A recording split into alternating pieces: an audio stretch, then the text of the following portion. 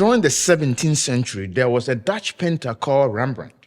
He is considered as one of the greatest visual artists in the history of art. He was that good. Those who have studied Rembrandt's artistic work have discovered some interesting aspect of his approach to visual art. He liked to paint brighter subject against dark background. He set things in the spotlight against that background and then masterfully illuminate the object or subject of focus.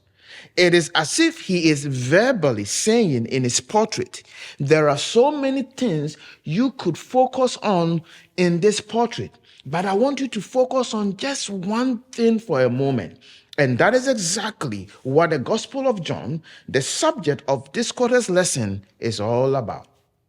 The Gospel of John is one of the finest crafted masterpieces of biblical literature.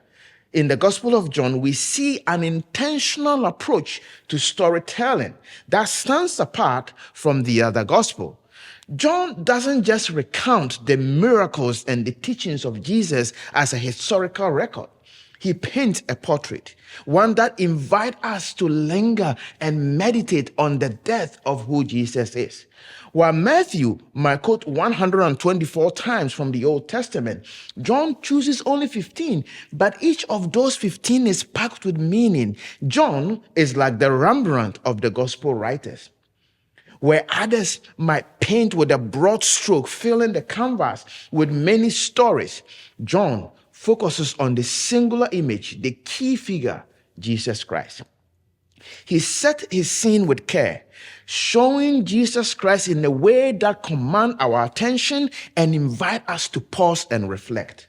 This is why the Gospel of John is not considered as a synoptic gospel like Matthew, Mark, and Luke. Just as Rembrandt used light and shadow to draw our eyes to the central subject, John uses carefully selected events to highlight the truth of who Jesus is. He doesn't overwhelm us with a flood of references, but chooses those few that help him to achieve his singular purpose of writing the Gospel of John, which he states in the concluding part of the book. And truly, Jesus did many other signs in the presence of his disciples, which are not written in this book. But these are written that you may believe that Jesus is the Christ, the Son of God, and that believing you may have life in his name. John chapter 20, verse 30 and 31. Did you catch that?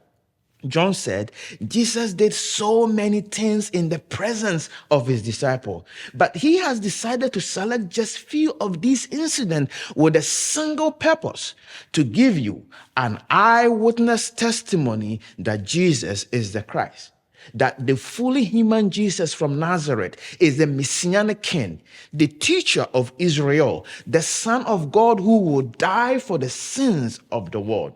And by believing this truth, you may have life.